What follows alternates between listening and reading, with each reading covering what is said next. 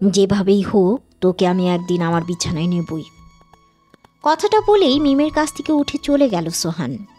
মিম কথাটা শুনে একটু অবাক হলেও পুরো অবাক না হয়ে পারল না, কারণ এটা নতুন কিছু নয়। তাই মিম শুধু ভাবছে এই পশুটার হাত থেকে কি করে রক্ষা পাবে। সোহান মিমের দুলাভাই, মানে মিমের বড় আপু আয়শার বর সোহান। মিম পড়াশোনার সুবাদে সোহানের বাসায় থাকে। লেখাপড়া অনেক ভালো সে, তাই গ্রাম থেকে তার বাবা মা তাকে শহরে পাঠিয়েছে তার বড় আপু আয়শার বাসায়, সেখানে থেকে পড়াশোনা করবে বলে। কিন্তু মিম এখানে আসার পর থেকেই তার দুলাভাই সোহানের লালসার শিকার। নানাভাবে সোহান মিমকে কুপ্রস্তাব দিয়ে আসছে, কিন্তু আজ সোহান যেটা বলে গেল সেটা শোনার জন্য মোটেও প্রস্তুত ছিল না মিম। বসে বসে ভাবছি কি করব আমি এখন। এখানে থাকলে সোহান একদিন না একদিন তার জিদ পূরণ করবেই। আবার এখান থেকে গ্রামের বাড়ি যাওয়াও সম্ভব না, কারণ সামনেই আমার অনার্স দ্বিতীয় বর্ষের ফাইনাল পরীক্ষা। তার উপর আবার আপু অসুস্থ। পরীক্ষা না দিয়ে আপুকে এইভাবে ফেলে রেখে চলে যাওয়াটাও ঠিক হবে না। তাহলে কি করব আমি? আমাকে এক গ্লাস পানি দিয়ে যা মিম। পাশের রুম থেকে ডেকে কথাটা বলল আয়শা। আচ্ছা আসছি বলে উঠে আয়শাকে পানি দিতে চলে গেল সে। সোহান রুমে আয়নার সামনে দাঁড়িয়ে অফিসে যাওয়ার জন্য রেডি হচ্ছে। এমন সময় মিম পানির গ্লাস হাতে নিয়ে রুমে প্রবেশ করল। মিমকে দেখে সোহান একটা হাসি দিয়ে বলল, কি খবর, ভালো আছো আমার সুইট শালি? দায়সারা জবাব দিয়ে আয়শাকে পানি দিল মিম। দিয়ে চলে আসবে এমন সময় আয়শা বলল, যাচ্ছিস কেন? একটু বস না। আয়শার কথায় বসল মিম। সোহান রেডি হয়ে অফিসে চলে গেল। তারপর আয়শা বলল, তোর পরীক্ষা কবে থেকে? সামনের মাসের 6 তারিখ আপু। ও, আজ কলেজে যাবি না? ফর্ম ফিল আপের টাকা ছাড়া কলেজে গিয়ে লাভ কি বলো? আচ্ছা, তোর ফর্ম ফিল আপের লাস্ট ডেট কবে? 24 তারিখ। আজ তো 22 তারিখ, তাই না? আচ্ছা, আমি আজ আবার তোর দুলাভাইকে বলবো তুই আজ কলেজে যা, আমি দেখছি। তারপর উঠে তার রুমে চলে আসলো মিম। মিম ভালো করে জানে আয়শার কথায় ফর্ম ফিল আপের টাকা দিবে না সোহান। কেন দিবে না সেটাও সে জানে, কারণ সোহান টাকার বিনিময়ে মিমকে চায়। তাই সে সকালে ওই কথাটা এতটা জোর দিয়ে বলল। সোহান ভালো করেই জানে মিম তার বাড়ি থেকে ফর্ম ফিল আপের টাকা দিতে পারবে না, সেই সাধ্য নেই তার পরিবারের। এসব ভাবতে ভাবতে কেটে গেল কিছু সময়। তারপর মিম রেডি হয়ে বেরিয়ে পড়ল কলেজের উদ্দেশ্যে। কিছুক্ষণ হাঁটার পর কলেজে পৌঁছায় মিম। কলেজে গিয়ে গাছতলায় বসে বসে ভাবছে কি করে ফর্ম ফিল আপের টাকা জোগাড় করব। কেমন আছো মিম? একটু ধাক্কা দিয়ে। ও তুমি? এই তো আছি। তুমি কেমন আছো রাজীব? রাজীব মিমের বয়ফ্রেন্ড। ওদের সম্পর্কটা মাত্র 3 মাসের। আসলে রাজীব অনেক দিন থেকে মিমের পেছনে ঘুরে, কিন্তু মিম সায় দেয়নি। কিন্তু সেদিন যখন মিমের প্রিয় বেলি ফুল দিয়ে রাজীব মিমের সামনে হাঁটু গেড়ে বসে প্রপোজ করে, তখন আর না করতে পারেনি মিম। ভালো, চলো ওই দিকে যাব। না, আমি যাব না, তুমি যাও। কেন? আর তোমার মন খারাপ কেন? কই না তো। মিথ্যে বলবা না, আমি তোমার মুখ দেখেই বুঝতে পারছি কিছু একটা হয়েছে। আর আমি লক্ষ্য করছি কিছুদিন থেকে তোমার মন সবসময় খারাপ থাকে। বাদ দাও, কিছু হয়নি, পরে বলবো। আচ্ছা, জোর করলাম না, তবে পরে বলবা কিন্তু। এখন চলো, সবাই ওয়েট করছে। তারপর মিম ও রাজীব উঠে পড়ল আর হাঁটতে শুরু করলো। কিছুক্ষণ বন্ধুদের সাথে কাটানোর পর একটা টিউশনি করায়, সেটা করিয়ে বাসায় ফিরল মিম। রুমে গিয়ে ব্যাগটা রেখে ফ্রেশ হয়ে একটু রেস্ট নেবে, তখনই আয়শার ডাক। মিম, একটু এদিকে আয় তো। মিম তাড়াতাড়ি উঠে আয়শার রুমে যায়। কি আপু? কোথায় ছিলি? সেই কখন থেকে ডাকছি। কলেজে গিয়েছিলাম। ও, আমার ওষুধটা দে। আয়শাকে ওষুধ দিয়ে আবার তার রুমে চলে আসলো মিম।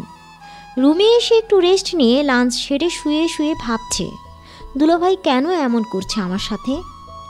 আপু আর উনি তো ভালোবেসে বিয়ে করেছিল। আপুর মুখে এখনো শুনি সে নাকি দুলাভাইকে নিয়ে গর্বিত। কপাল গুনে নাকি এমন বর পাওয়া যায়, আর উনি কিনা আমার সাথে এসব। আমি যে ওনার শালি সেটা ভুলে যায় শুধু আমার দেহটার জন্য, আমার শরীরের জন্য।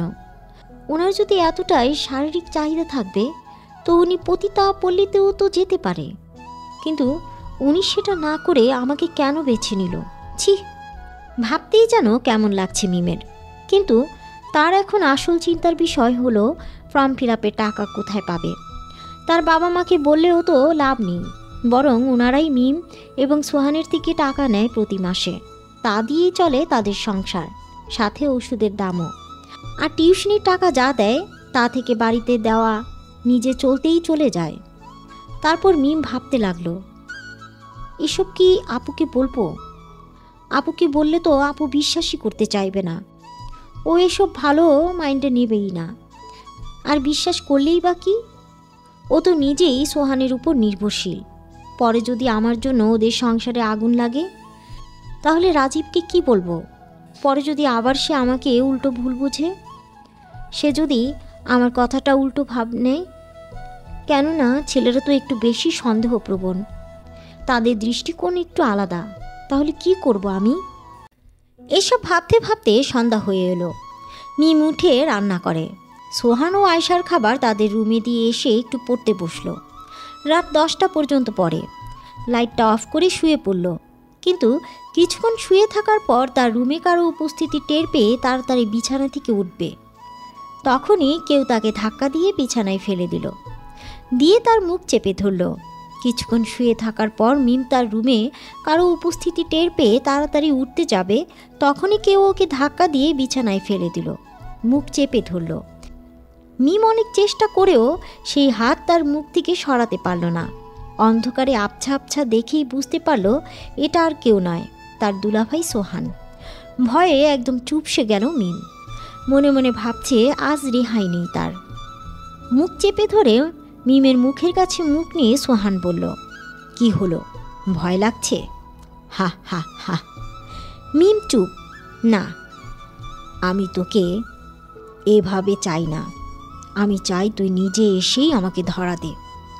আর আমি জানি তুই একদিন আসবি, তাই জোর জুলুম করে লাভ কি? মিম এখনো চুপ, চোখ বেয়ে পানি পড়ছে মিমের।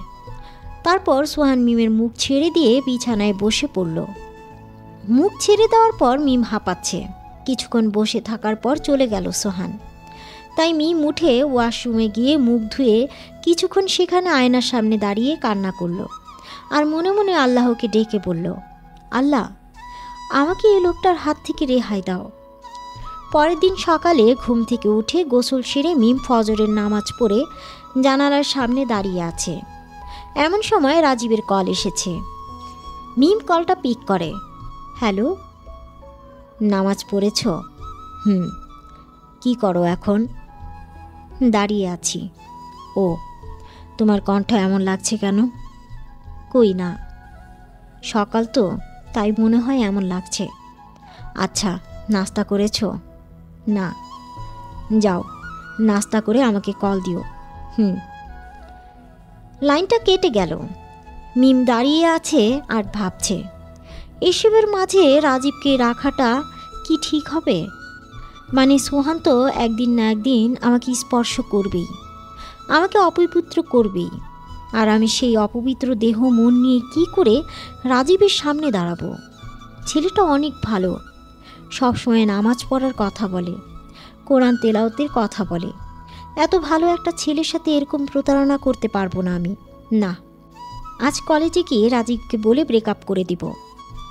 এসব ভাবতে ভাবতে সূর্য পূর্ব দিকে উঠে পড়েছে। সূর্যের লাল আলো ছড়িয়ে পড়েছে চারিদিকে।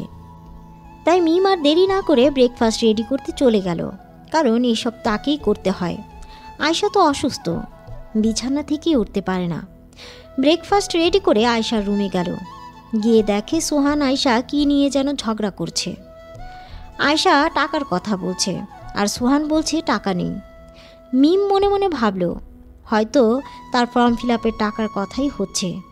তাই মাথা নিচু করে ওদের নাস্তা দিয়ে আবার তার রুমে চলে আসলো। এসে বসে পড়ল তার খাটের এক সাইডে, বসে বসে ভাবছে, এসব কি? আমার জন্য আজ প্রথম আপু এবং দুলাভাইয়ের মাঝে ঝগড়া শুনলাম। আর এই ঝগড়ার প্রধান কারণ আমি, টাকা, আমার শরীর। তাহলে আমার জন্যই এই অশান্তির শুরু। কিন্তু আমি কি করব? বিলিয়ে দেব আমাকে ওই লোকটার কাছে?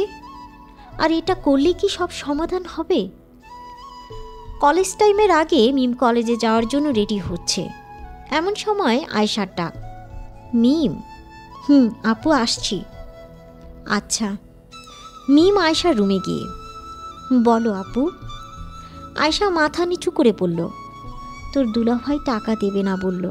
আচ্ছা, তোর ফর্ম ফিল আপ করতে কত টাকা লাগবে? 5200 টাকা। আমার কাছে তো এত টাকা নেই, 2000-এর মতো হবে।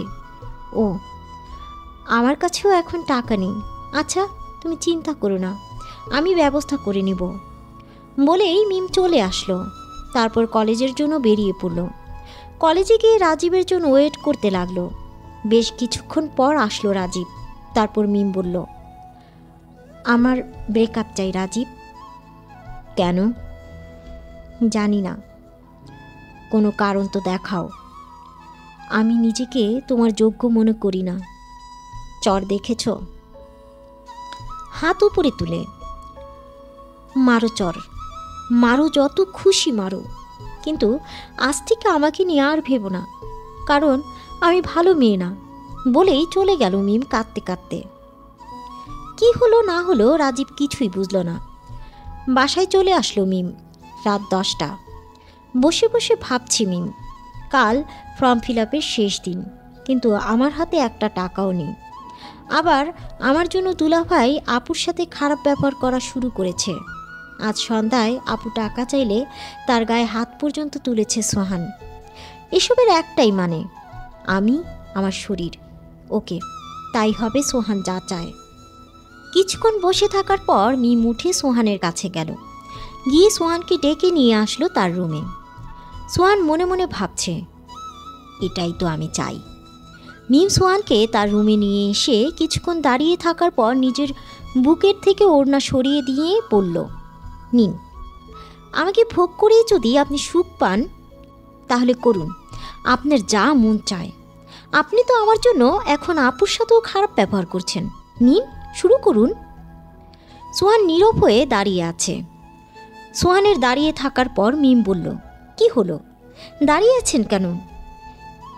এমনি। মিম আবার বলতে শুরু করলো, আপনি কি ভাবছেন আমি টাকার জন্য এসব করতে রাজি হচ্ছি? না, টাকার জন্য না।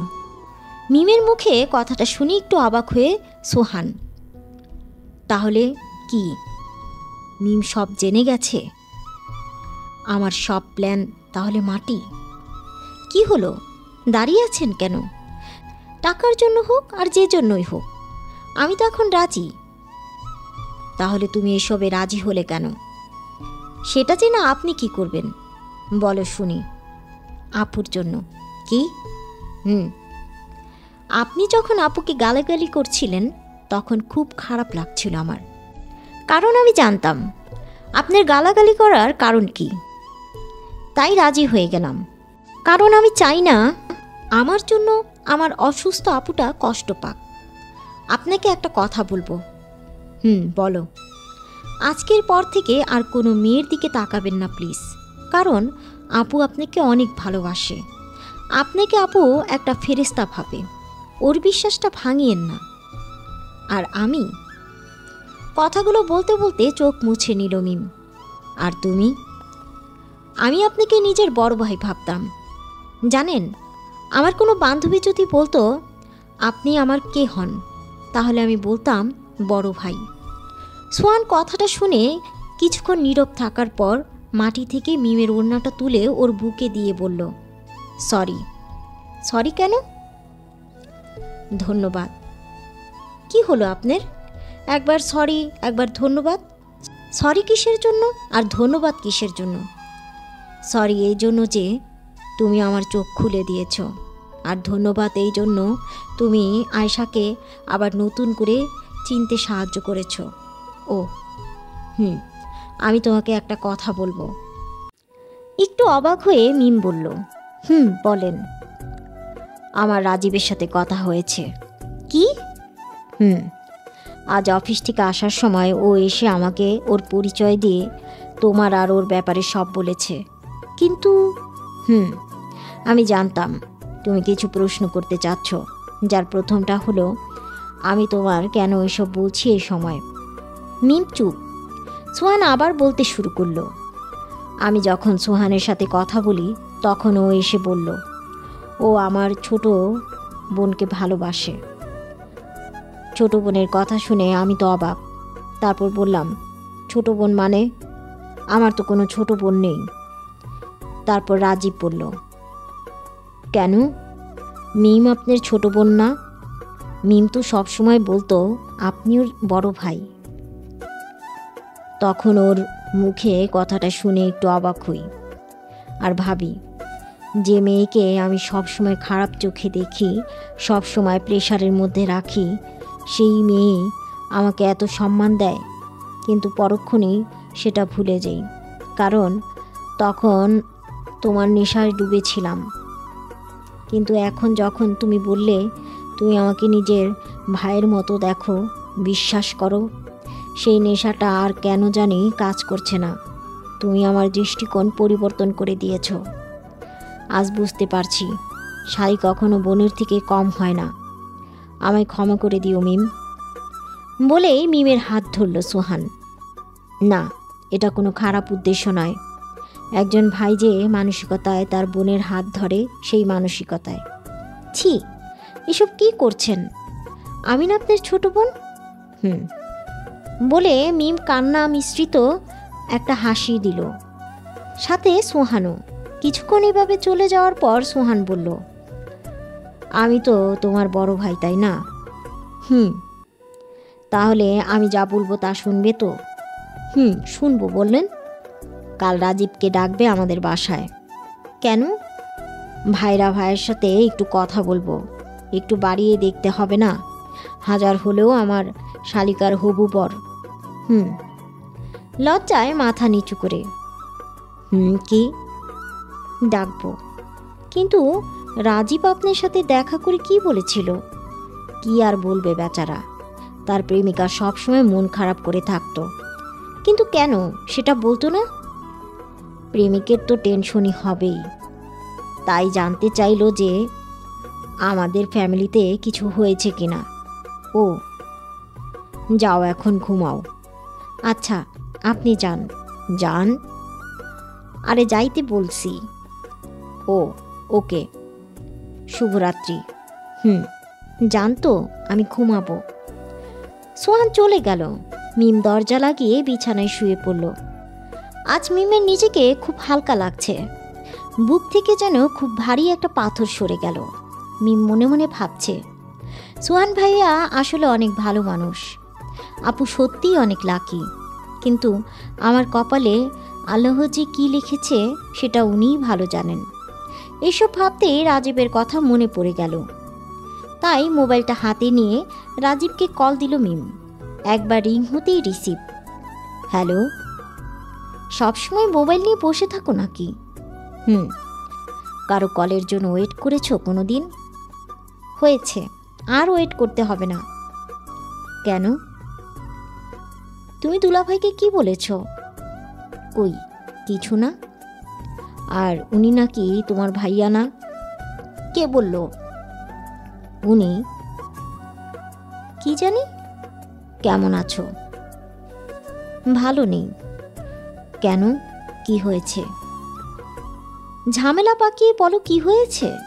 মানে আমি কি করলাম? কি করলাম? কি করেছো জানো না? না। তুমি ভাইয়ার সাথে দেখা করে সব বলে দিয়েছো কেন? টেনশনে ছিলাম তাই।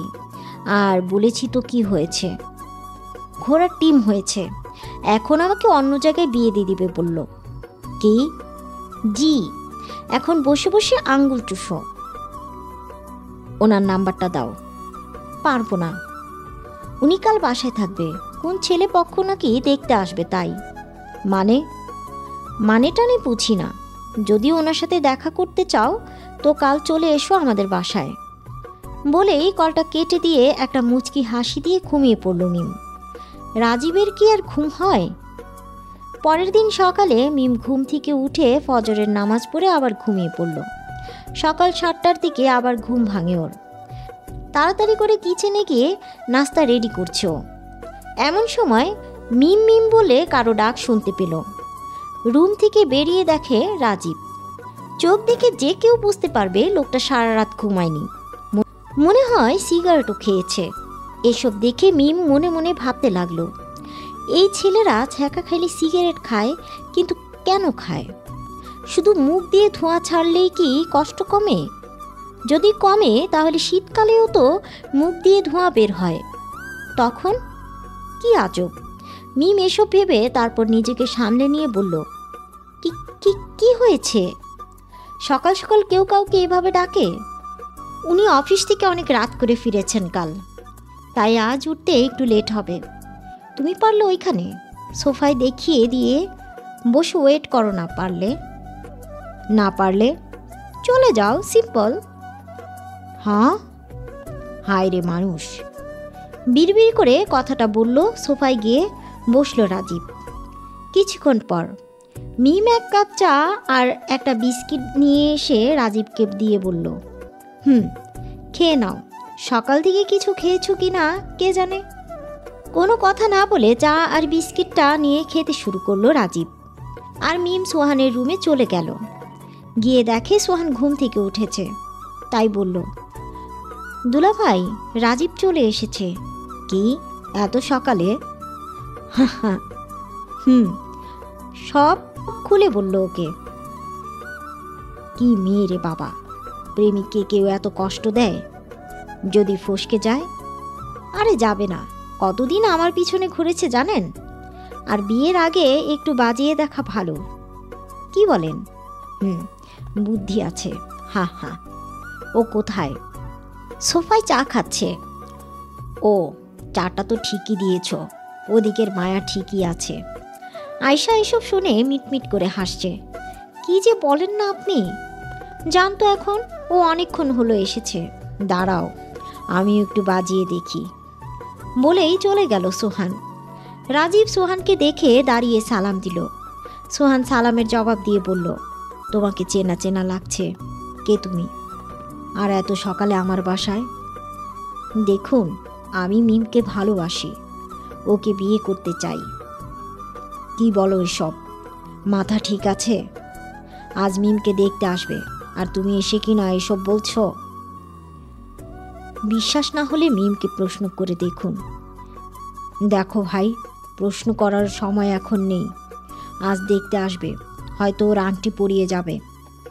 এখানে কি আর কোনো কথা থাকতে পারে বলো? কেন, আমাকে দিলে কি প্রবলেম? আমি কি দেখতে খারাপ? কোন সাইডে কম আছে আমার? আর মিম, তুমি এরকমটা না করলেও পারতে। ভালোবাসতাম তোমায়, তাই তোমার ডিপ্রেশনের কারণ জানার জন্য ওনার সাথে সরাসরি কথা বলেছি। কথাগুলো প্রচণ্ড রেগে বলল রাজীব। বলেই চলে যেতে লাগলো। তখনই সোহান পিছন থেকে ডেকে বলল, আমার শালিকাকেও নিয়ে যাও ভাই। সোহানের কথায় পিছন ফিরে তাকায় রাজীব আর বলে, মানে এতক্ষণ তোমাকে বাজিয়ে দেখলাম, তুমি মিয়া সাচ্চা প্রেমিক। কি? রাজীব মিমের দিকে তাকালে মিম মুচকি একটা হাসি দিয়ে তার রুমে চলে যায়। আসো আসো ভাইরা ভাই, একটু বসো, নাস্তা করে যেও। না ভাইয়া, আমাকে এক্ষুনি যেতে হবে। সবাইকে মিষ্টি খাওয়াতে হবে, আম্মুকে বলতে হবে। এটুকুতেই মিষ্টি? বিয়ে হলে কি করবা ভাই? রাজীব আর সোহানের কোনো কথার উত্তর না দিয়ে ওদের বাসা থেকে গেল। মিম রুমে গিয়ে আয়নার সামনে বসে আছে। এমন সময় তার মোবাইলের মেসেজ টোন বেজে ওঠে। মেসেজটা ছিল রাজীবের। তাড়াতাড়ি সিন করে দেখে তাতে ছোট্ট করে লেখা, আজ কলেজে আসো, তারপর দেখাবো মজা কাকে বলে। কি আমার বীর পুরুষ রে, চিনি আমি তোমাকে। কাহিনীটা এখানেই সমাপ্ত হলো। কাহিনীর নাম দৃষ্টিকোণ। লিখেছেন আদিল খান। কাহিনীটি আপনাদের কেমন লাগলো অবশ্যই কমেন্ট করে জানাবেন। আর যারা এখনও আমার চ্যানেলটি সাবস্ক্রাইব করেননি তারা এখনই আমার চ্যানেলটি সাবস্ক্রাইব করে পাশে থাকা বেল আইকনটি বাজিয়ে দিন, যাতে পরবর্তী নোটিফিকেশন আপনার কাছে খুব সহজেই পৌঁছে যেতে পারে। ফিরবো নতুন কোনো কাহিনী নিয়ে। আমি এই প্রত্যাশা আজকের মতো এখানেই বিদায় নিচ্ছি। ভালো থাকবেন, সুস্থ থাকবেন, ধন্যবাদ।